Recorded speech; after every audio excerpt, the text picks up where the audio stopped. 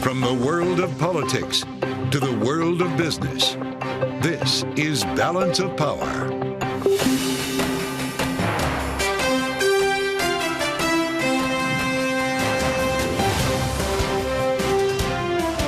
Live from Washington, D.C. From Bloomberg's Washington, D.C. studios to our TV and radio audiences worldwide, welcome to Balance of Power. Alongside Joe Matthew, I'm Kaylee Lyons. Details on a border deal in the Senate unveiled at last after months of negotiations, with Republican opposition now only intensifying, raising big questions about whether it can pass either chamber, with the House now set to impeach Homeland Security Secretary Alejandro Mayorkas as soon as tomorrow. After 3 days of strikes against Iran forces and proxies in the Middle East, the U.S. vows more are coming as Secretary of State Antony Blinken meets with Saudi Crown Prince Mohammed bin Salman in Riyadh. With us today, former Commanding General U.S. Army Europe Ben Hodges, along with Congressman Greg Stanton of Arizona. Pretty remarkable, Kaylee. Welcome back, by the way. Your timing is impeccable as the text is at last released on this border deal that we've been talking about for truly months at this point. Something that's been elusive for so long, it's dropped in the laps of lawmakers, and we hear that Republican opposition is only growing worse, and it might not pass either chamber. Yeah, Speaker Johnson had declared it dead on arrival before he actually saw the text, and the text did nothing to make it not dead on arrival, apparently, because that is what we've heard, not just from the Speaker, but all of House leadership. And to your point, Joe, starting to have some questions about the number of Republicans in the Senate that's saying a lot. That could vote for this package. President Biden actually took a question about this legislation earlier today in Las Vegas. What's next on the border bill? Border bill, sir. What's next? Folks, you got them for hopefully passage in the Senate. How? Enough votes. All that said, joining us now, we turn to our Reporters Roundtable with Bloomberg's Gregory Corti, Sarah Fortin, and Ian Marlowe. As I said, a lot to cover. Gregory, we'll start with you and what's happening on Capitol Hill here. It looks like we'll have a procedural vote as soon as Wednesday. Will this bill get the 60 required to keep going, or is this already done? It looks like that's going to be harder to do now that it's declared dead on arrival in the House. If you're a senator, why do you take that vote and risk the ire, especially if you're a Republican, you risk the ire of former President Trump, who's still your party's standard bearer and likely nominee come this November? Why do you take that vote for something that's never going to pass the House in the first place? Well, to your point about Trump having an influence, there's also the question of why Biden would actually sign this into law when this is perhaps the most stringent measures we have seen proposed in decades, at the very least. And yet he seems to want to push this. He obviously was at the negotiating table. He has endorsed this legislation. What does he get other than a talking point as he competes for a second term? It shows you just how powerful this issue has become as we see these images from the border and Eagle Pass every day with this stream of migrants coming over. And we're seeing it in the Bloomberg News Morning Consult poll of swing states that we do. We really saw in January the salience of this issue ticking up as the economy gets better and the economic indicators are looking like they're all moving in the right direction. That's leaving room for people to be more concerned about immigration, especially on the Republican side. And this is an issue that Republicans see an advantage to by a 22-point margin. Voters trust Donald Trump on this issue more than they trust Joe Biden. Let's talk real quickly about what's in this agreement, because a lot of folks have been getting their information from social media or media leaks, as we heard last week. It makes it more difficult for migrants to apply for and qualify for asylum, tightening that definition, encouraging faster resolution to asylum cases, creating new expedited removal authority for those who do not qualify, and it scales back the president's use of parole at ports of entry. This is everything that Republicans have been asking for years, Gregory. What am I missing? You're not missing anything. And I think a year ago, this might have been a bill that Republicans would have jumped at. But now we're in an election year, and the political considerations start to take over.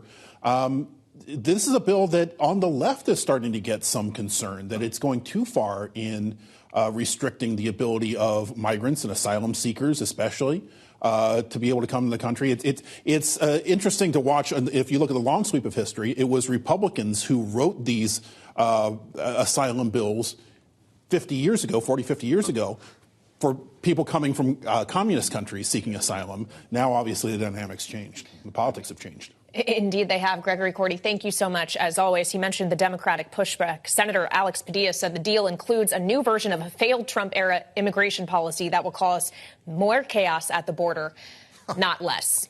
And, of course, former President Trump has had some words about this as well. Meantime, he also has had plenty to say about his ongoing legal troubles. He spoke about the issue with Fox's Maria Bartiromo over the weekend. The bottom line remains, you've got 91 counts, felony counts against you. You've got 4 indictments. You could be in trial this year and you could get convicted. Do you think about that? No, because it's all about courage. You have to have courage for the country. I just get through things, whatever it is. I'm doing this for the country. I didn't need this. Let's turn now to Bloomberg's Sarah Forden, who leads our legal coverage here in Washington. So, Sarah, we know that the Supreme Court is going to be hearing arguments in the 14th Amendment issue on Thursday. Meantime, we're still awaiting a ruling in the immunity case where, of course, the former president is arguing he's immune from prosecution from special counsel Jack Smith because he is a former president. Are we actually going to get rulings this week from the appeals court or from the Supreme Court? Well, there is a chance we could get a ruling from the circuit court on the immunity question. That is just waiting to drop at any moment. This review was fast-tracked by the appeals court over the holidays. They had briefings, they had heard arguments, and now weeks are going by and everyone's wondering where is this opinion. So that is actually critical to when the January 6th case brought by special counsel Jack Smith is actually going to trial. Judge Chutkan in that case vacated the March 4th trial date on Friday because she didn't have time to even, convene a jury and get the sort of judicial, wheels turning to be able to meet that trial date. So that is one question that is still in limbo. The 14th Amendment question is a different one. This is the Supreme Court is hearing arguments in the question of whether or not he's eligible to be on the ballot over his actions to overturn the election and the events of January 6th. So the Colorado Supreme Court has ruled that they are kicking him off the ballot, but they stayed that in order to allow him time to appeal to the Supreme Court. So that's what we're going to get on Thursday. We'll hear the justices hearing arguments on both sides. That ballot access case comes from Colorado, right? Yes. If they rule against Donald Trump in that case, what happens to the other states? Well, that is going to set off, a big alarm because then it could effectively lead to other states kicking him off the ballot. We have an explainer out on the wire today by our Supreme Court reporter Greg Stohr that explains that people are really calling for the Supreme Court to create a clear playing field, a clear roadmap for how these elections are going to be handled, how these states are going to handle their ballots. Well, your team has done an incredible job on this, and I know you've got a lot more coming, so we appreciate it as always. Sarah Forden, many thanks for being at the table as we turn to our other major story, and that's continued strikes against Iran-backed groups in the Middle East. Defense Department Press Secretary Pat Ryder talked to reporters about America's retaliation today. Here he is. This is the start of our response, and there will be additional actions taken to hold the IRGC and affiliated militias accountable for their attacks on U.S. and coalition forces. We do not seek conflict in the Middle East or anywhere else, but attacks on American forces will not be tolerated, and we will continue to take all necessary actions to defend the United States, our forces, and our interests. Let's bring in Bloomberg's Ian Marlowe, who's been watching this closely. Ian, thanks for joining here. We saw 3 days of strikes beginning Friday, and we're told that we should expect more. Do we have any sense of the impact that these have already had? Yeah, I think at the moment we know that the administration is pledging sustained attacks. They're pledging a multi-tiered response. We've seen attacks now across 3 different countries, Syria, Iraq, and Yemen against the Houthis. All of these obviously backed by Iran. It's not 100% clear what sort of public-facing evidence we can see of sort of degradation of capabilities across any of these countries. What the administration is saying privately, what sources have told Bloomberg reporters over the past couple of days, is that they're confident that these attacks are moving the situation in the right direction. They're sending a message to Iran. They're degrading capabilities in Iraq and Syria. And in Yemen, where the Houthis are kind of menacing commercial shipping and firing there, they've been hitting sort of deep bunkers and weapons depots, especially on Sunday, and are pretty hopeful that that's going to degrade their ability to continue firing some of these advanced weapons at commercial ships. And again, there's also some hope that Iran will slow down, or is already slowing down, the pace of deliveries to some of their proxies across the region. Well, and Ian, in the meantime, Secretary of State Antony Blinken is in the region again, I believe his 5th trip since October 7th. What's his primary objective? His primary objective before these strikes kind of started landing over the weekend was to bring a message about how to organize and govern Gaza once the war with Israel, between Israel and Hamas, winds down. That trip got an extra boost of sort of tension and energy when these strikes started kicking off, and now his mission, in addition to all the other things he regularly deals with, with from the hostage negotiations that are ongoing with Qatar, to general pressure on Israel to sort of get more humanitarian aid in and reduce the civilian casualties in Gaza. He's also now has this message of sort of de-escalation. And that's something that the U.S. has been saying since the beginning of the war. It's something they've been trying to say to partners in the region to try and get Iran not to activate their proxies to do too much damage. But right now, it's a very difficult balancing act because on the one hand, the U.S. is saying, everyone else, don't escalate things. And on the other side, they're actually launching a ton of airstrikes, the most significant ones we've seen since war broke out in early October. So it's a tricky balancing act. Excellent point. All right, Bloomberg's Ian Marlowe, thank you so much. And coming up next, we're going to have more on the tensions in the Middle East with former commanding general of the U.S. Army in Europe, Ben Hodges. That's next on Balance of Power on Bloomberg.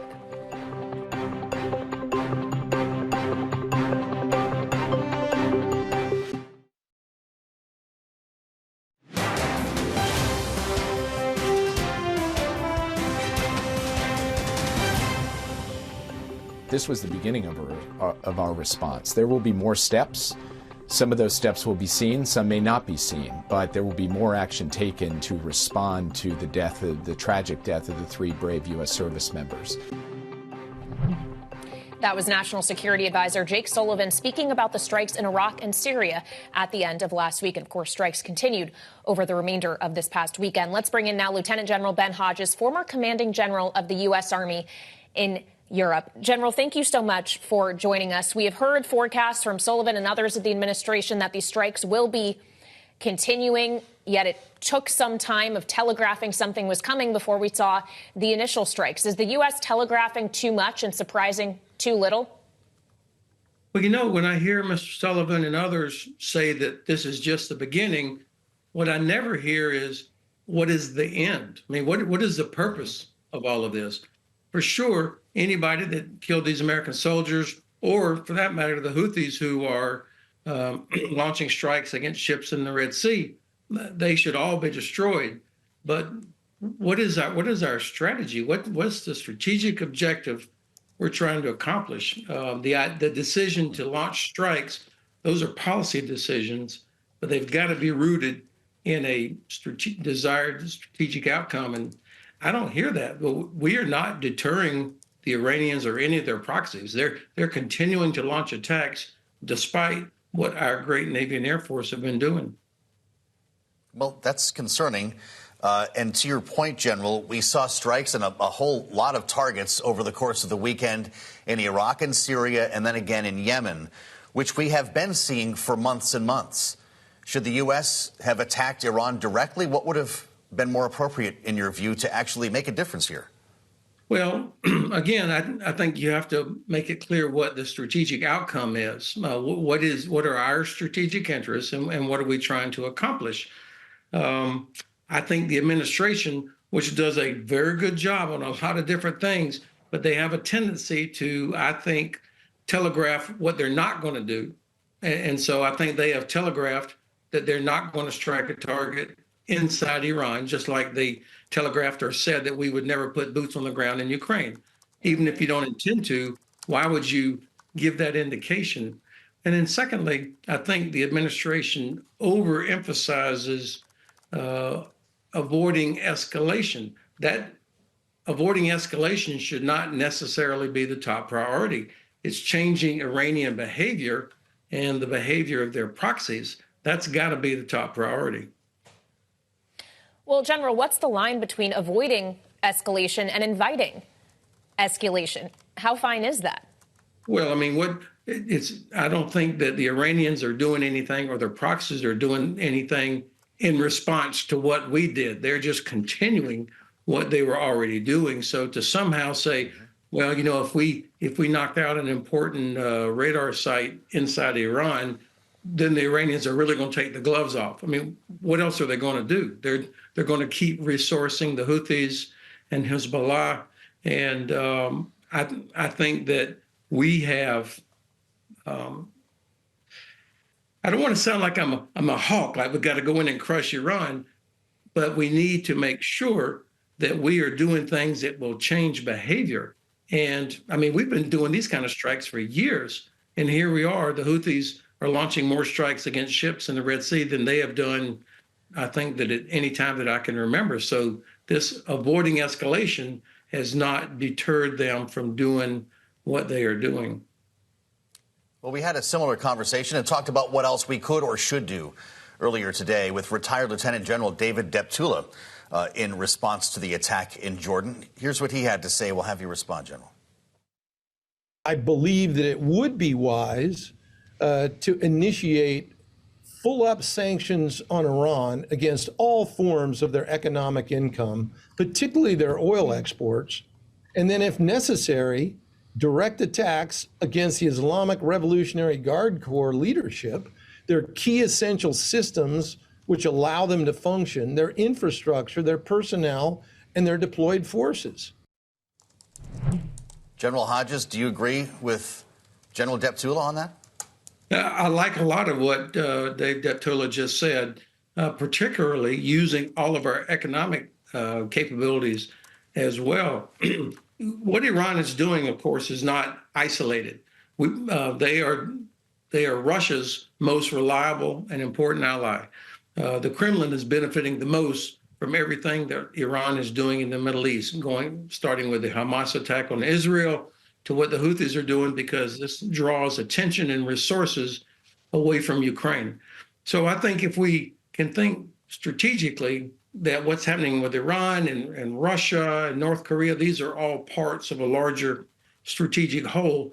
And if we look at it like that, then I think we'll be more effective in massing our economic capabilities as well as military capabilities. And of course, the Iranians should be very worried that we will, in fact, strike exactly the targets that he's talking about. If we don't, then they will just continue to resource. They'll meter it back and forth, but they will continue doing what they're doing. It's clearly what we are doing now does not deter them from their behavior. We appreciate the insights, General. It's always good to see you. General Ben Hodges, we thank you for bringing your experience to us here on Bloomberg. Coming up, we're talking tariffs with China in the spotlight. Once you get to talking about 60% tariffs, that's going to be effectively blocking trade between the two countries. We'll have more on the trade outlook under a second Trump presidency next on Balance of Power on Bloomberg TV and radio.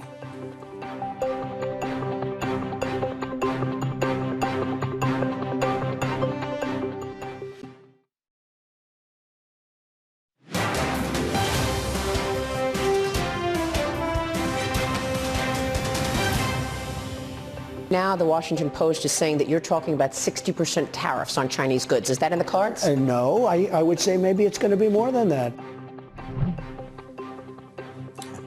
Never one to negotiate in the media. Former President Donald Trump speaking yesterday on Fox News about imposing tariffs on China if he gets reelected. We got reaction today from Cornell economics professor Eswar Prasad here on Bloomberg. When it's 60%, that's a signal that the administration here is very eager to basically cut off trade with China, which is what the effect will be. And it will have an effect on trade flows and investment flows. Once you get to talking about 60% tariffs, that's going to be effectively blocking trade between the two countries. Let's get into it now with Bloomberg's economics chief economist, Tom Orlik. Tom, you've covered China for a lot of years. How would Beijing react to a 60% tariff? What would that leave, if anything, in our relationship? So if we think about China's exporters, firms in the textile sector or in the electronics sector, very often they're operating with pretty small margins.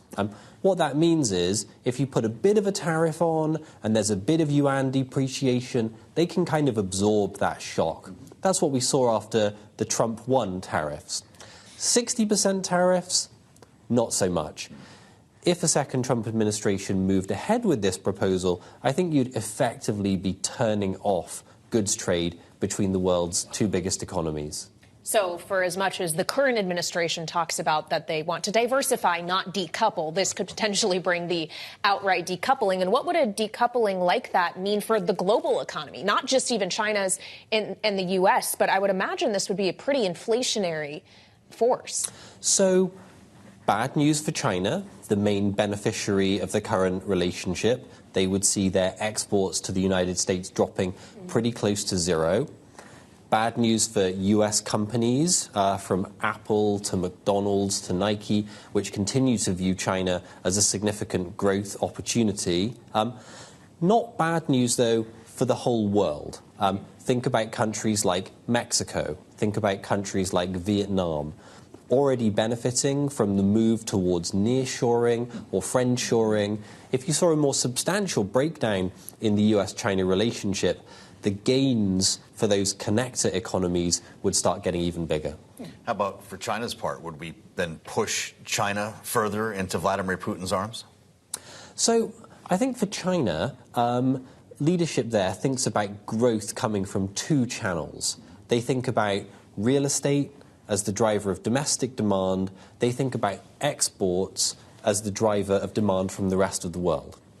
China's real estate sector already suffering, so this is a moment where they really want a boost from external demand. A Trump presidency which came in and turned that external demand off, that would compound Xi Jinping's problems with growth at home. Certainly it would further fracture relations with the United States. To your question, Joe, potentially to the gain of other powers, Russia, which are already building a strategic relationship with China.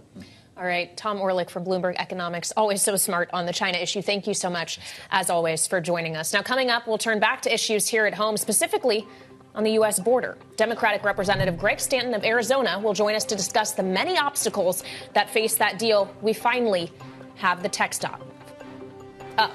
This is Balance of Power on Bloomberg TV and radio.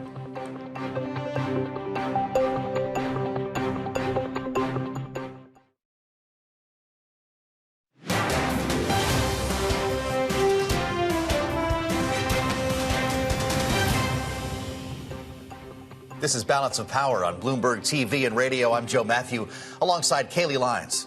Senators have released a bipartisan deal, but the measure faces long odds in the House as Speaker Mike Johnson and other Republican leaders declare the Senate compromise a waste of time. There are questions, too, about whether it can pass the Senate itself. And joining us now is Democratic Congressman Greg Stanton of Arizona, who chairs the new Democrat Coalition Immigration Task Force. Congressman, it's great to see you.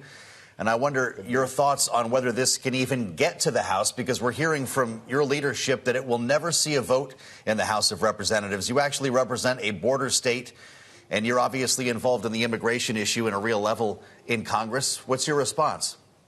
The inability of Congress to pass any kind of border security or immigration reform has been a point of great frustration. It's very self-defeating that we've been able to do it. The Republicans have been asking for serious border reform, border security reform, bring more order to the border. They asked for it. Now they got it. They got a strong bill presented by members of the Senate today. I support that bill. I think it's the right thing. I think the American people are going to demand a yes vote on this bill. There's going to be a lot of pressure on Speaker Johnson and the Republicans to bring it forward in the House of Representatives because the American people are demanding more order at the southern border. And yet the Speaker and others in House leadership have declared it once again dead on arrival. They say it would be a waste of time, that it doesn't actually do anything to address the issue at the border in terms of policy. Another argument you're hearing from Republicans in your chamber is that the president already has a lot of this authority, and right now he's just not using it. He doesn't need Congress to give it to him. Should President Biden be doing more in absence of action from the House? Well, I think the president should be looking at all options, including action by the White House and by the administration, as much unilateral action as he can take. But there is no doubt that many of the actions presented in this bill are not actions that the president can take unilaterally. Look, this is exactly what Republicans were asking for. They didn't want to support aid to our ally Ukraine, for example, without policy changes at the border. They put together a strong negotiating team. Senator Langford, the Republican in the room, is one of the strongest conservatives in the United States Senate. They've got a bipartisan bill. This is divided government. The only way to get things done is to work in a bipartisan way. That's what this bill represents. The American people are smart. They're going to know exactly who to blame if this bill does not even get a hearing in the United States House of Representatives. So I know many on the right, many on the conservative side think that they're doing Donald Trump a favor by not giving this bill a hearing. But by doing so, they're hurting their own electoral chances, because the American people are going to say, give this bill a fair hearing. The American people, again, are very, very smart, and they should be treated with the respect that they deserve. Let's give this bill a full hearing and a vote in both the Senate and the House. Well, bring us home to Arizona on this, Congressman. When you look inside the actual text that has been released, it tightens the definition of asylum. It limits the president's ability to use parole, and it has new expedited removal authority. Would this improve conditions on the border in your state if it was passed? Yes, it would. I think people have been very frustrated to see disorder at the southern border. It's looked chaotic. Improvements need to be made. We say that in both a Republican and Democratic voices saying that improvements need to be made. We needed to come together in a divided Congress. We need to come together in a bipartisan way. That's exactly what this represents. People are frustrated that so many migrants are coming to the southern border, claiming asylum, that don't actually qualify for asylum, but then are allowed to stay in the United States for 1, 2, or 3 years. This bill would do a lot to fix that. It raises the standard of asylum, so it has to be a legitimate claim. And it has an adjudication system that allows for much quicker decisions about who qualifies and who doesn't, so people don't get to stay in the United States for years on end. That's a good policy. Look, I wish it had more. I'm a Democrat. I wish it had comprehensive immigration reform. I wish the Dreamers had a path to citizenship as part of this agreement. None of those things are on there. It's a compromise bill, and I think it's the right bill for America at this time. Well, part of that compromise is that Democrats are giving up a lot in terms of border security, not getting things that you mentioned, including with the Dreamers, in exchange for other things. This is not just a border security package. It also includes aid for Ukraine and for Israel. And I know that you sit on the House Foreign Affairs Committee as well. Should these things, assuming that this is going to be very difficult, if it even can get a vote in the House to actually pass, should these things now be separated? How important are those other things as well? Well, first, yeah, let's not dig a hole or dig the grave for this bill yet. I think once it passes the United States Senate, there's going to be tremendous amount of pressure on the House of Representatives to take up this bill. So I know there are initial statements in the negative. I totally understand that, but this isn't my first rodeo. It's not your first rodeo. You know that sometimes people make initial statements and then ultimately change their mind with pressure from the American people. But this is a good bill. We do need to provide aid to Israel, who is in this war against terror right now. We need to provide support for Ukraine so America can keep its commitments to its allies and fight back against Putin. This will support Taiwan. Taiwan's under great threat from mainland China. We cannot allow anything that would stop democracy from continuing to flourish in Taiwan. It would provide humanitarian aid to the people of Gaza, much needed humanitarian aid as well. And of course, it does have now this added element of border security, which the Republicans were asking for. It's a good bill. It deserves a thumbs up vote in the Senate, and it deserves a vote in the House of Representatives as quickly as possible. It appears that as soon as tomorrow, the Secretary of Homeland Security is going to face an impeachment vote in the House, Congressman. Alejandro Mayorkas was part of the negotiations that brought forth this bill. Are the votes there to make this happen? Is he going to be impeached by your chamber? Well, I think on the Democratic side, you're going to see unanimous opposition to the impeachment of Secretary Mayorkas. Obviously, there's a lot of drama going on inside the Republican caucus. I have no idea how the votes are going to be, but this is a really closely divided House of Representatives. I think the difference is only 4 votes at this time. It's one of the closest Houses of Representatives that we have seen in American history, so they can only lose 2 or 3 members in order to not pass the impeachment vote. But I don't think Secretary Mayorkas should be impeached. Look, you can like him or not like him. You can agree with him on policy or disagree with him on policy. But we don't impeach members of the administration based on policy differences. What a terrible precedent that would set for American government and leadership in the administration. That's not how we do business in the United States Congress. And so I do think ultimately Secretary Mayorkas will not be impeached, and certainly if he is impeached, will not lose in the United States Senate. He will continue to do his job. We need to provide him the tools that he needs, the resources that he needs to better secure the American border, to bring order to the American border, and that's exactly what the Senate bill does. Well, and this impeachment vote is now tentatively scheduled for Tuesday late afternoon, as is the vote on this Israel package that Speaker Johnson has now put forward. More than $17 billion in aid without the offsets, the cuts to IRS funding that had been in the initial Israel-related package the House passed. Do you think that would find Democratic support? Would you vote for that measure? Well, look, I'm reviewing it right now, and I'm listening to so many people that are providing great input to me on this important issue. It is critical that we provide aid to Israel. They're fighting against terror. It is not just the right thing for Israel to defeat Hamas and the terror that they have been facing. It's good for the entire region and ultimately good for American security. So the bill just came out. I am in the process of reviewing it, but I do think you're going to see votes, both Democrat and Republican, in favor of the proposal. And I do think you're going to see opposition on both sides of the aisle as well. I think it's going to be a close vote. All right, Congressman, we really appreciate your time this evening. That is Democratic Congressman Greg Stanton of Arizona. Now, coming up, we'll talk more about House Speaker Mike Johnson declaring this bipartisan deal dead on arrival, how this factors into the politics of 2024. We'll be joined by our political panel next. This is Balance of Power on Bloomberg TV and radio.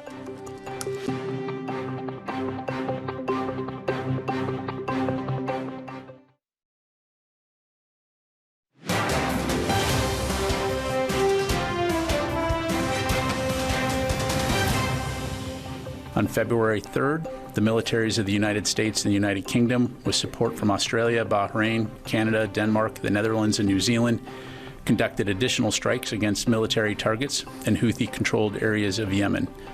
These strikes were intended to further disrupt and degrade Houthi capabilities to conduct their attacks against U.S. and international vessels lawfully transiting the Red Sea.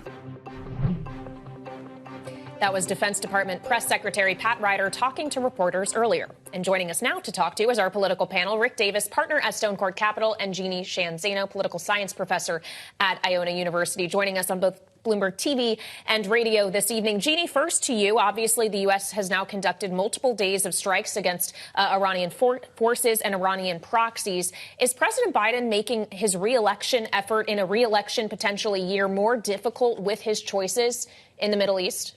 No, I think the strikes, both rounds of them so far have been important. I think they've been both a deterrent and a strategic hits that we've seen.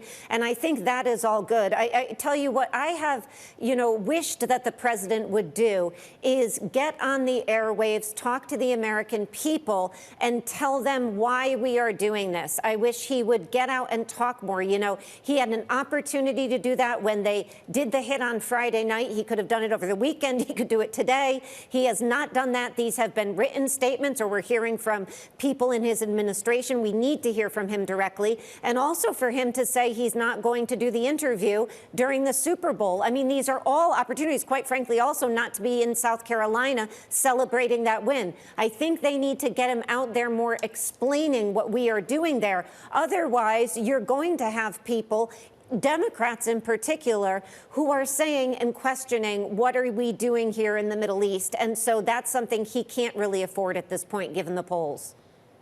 Rick, I suppose he could have made that speech over the past couple of weeks or any time since October 7th. He did a dangerous world speech to kind of tie together Israel, Ukraine, and so forth. But does he need to speak again about what's happening now? And I ask you that after hearing from Jeannie, knowing that we really haven't done anything different. We just increased the number of targets, it seems, in Iraq, Syria, and Yemen. Is the president waiting to tell us something more about Iran? Yeah, well, you would hope so, right, in the sense that what he's doing doesn't seem to have its necessary impact. In fact, just today there have been 2 more attacks on personnel in Syria. So these deterrent measures that Jeannie's talking about are not deterring anybody. There's no less activity with the Houthis. We targeted them. Their attacks on the navigation channels of the Red Sea are a big problem for commerce. And so, I guess I would always be for using the bully pulpit to bring together the country around a difficult situation like this. But I would feel much better about doing that if I felt like what I was doing was achieving my strategic goals, which is to heal Iran and create enough space so that you can get a ceasefire in Israel and Gaza in order to exchange the hostages. I mean, to me, that's a strategy. That is not what's being accomplished. Right now, there is no pressure to have that ceasefire, to have those hostages exchanged, because no one's feeling the pinch in Tehran. Until they feel like the heat is on, that phone call to Hamas is not going to go and say, now's the time to sue for peace. But doesn't Benjamin Netanyahu need to feel that pinch as well? Is that not a factor here? Well, look, I mean, he's got domestic pressures, right? I mean, I don't think there's very much that anybody, including the U.S., that has such a heavy investment in Israel, are going to do to convince Bibi Netanyahu to not look at what's happening locally for him. So, to me, the greatest pressure that Netanyahu has is coming from people who live and vote in Israel. And I think he's starting to feel that heat. That, if you look at the reporting in Israel right now, it is asking a lot of questions about how the war is being prosecuted in Gaza. How are we going to be able to operate as a country knowing that, we've had so many civilian deaths? The Israelis want to be able to go around the world and be proud of who they are, and Bibi is treading on that right now. Jeannie, indeed, the Secretary of State on his 5th trip now since the war began in Gaza, Saudi Arabia, Egypt, Qatar, Israel, and the West Bank. Could he actually accomplish more through diplomatic channels in person than the administration is accomplishing through these airstrikes? Yeah, I mean, I think both are critical at this point. We do have no choice at this point. Everybody knows that. It's not a question of if we should have hit, but where and how hard and how much. So the hits were important, and they're going to keep coming. But to Rick's point, they haven't deterred yet, and we have to wait and see if they will. But Anthony Blinken, the Secretary of State, is doing enormously important work over there. Primary amongst the agenda and on his list has got to be to get these hostages out and home and to push towards a ceasefire and a 2-state solution. And, that is something that is critical. And the administration is feeling the heat both domestically and abroad on this issue. And I just remind everybody that the Middle East is probably Joe Biden's greatest crisis that he has faced in his presidency and may yet face. And that is because it has defeated or nearly ground to a halt the last 10 presidents that we have had.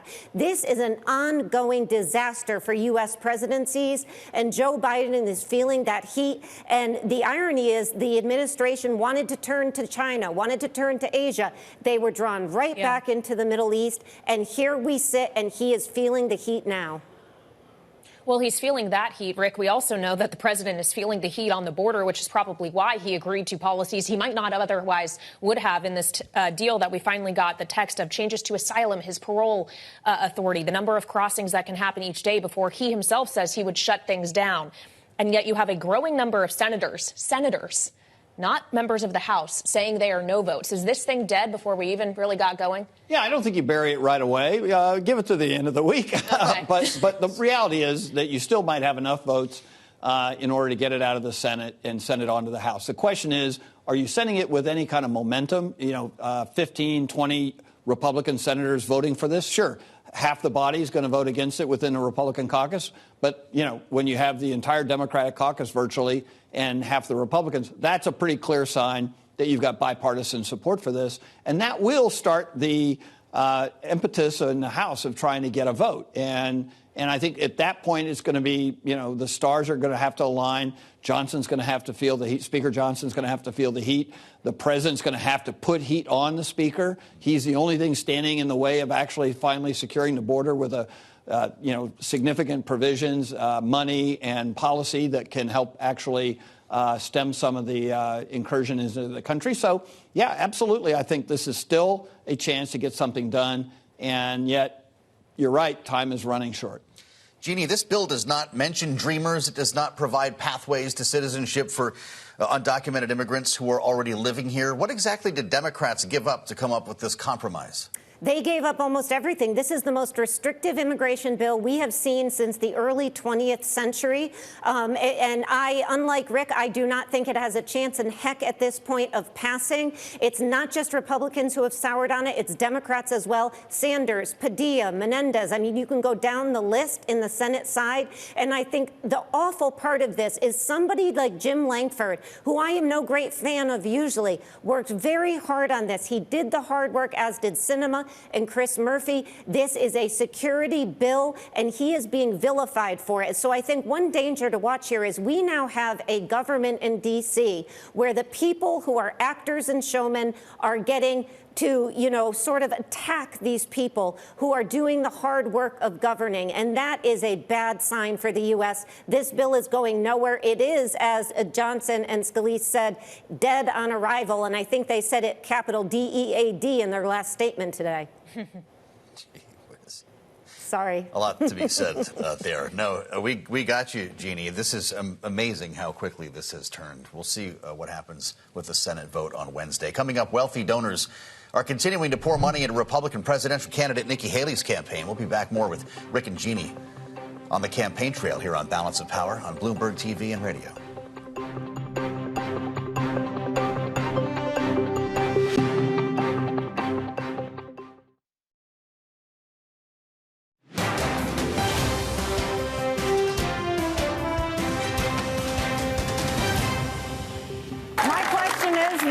You debate Nikki Haley. Oh, my God, it's her, the woman who was in charge of security on January 6th. It's Nancy Pelosi.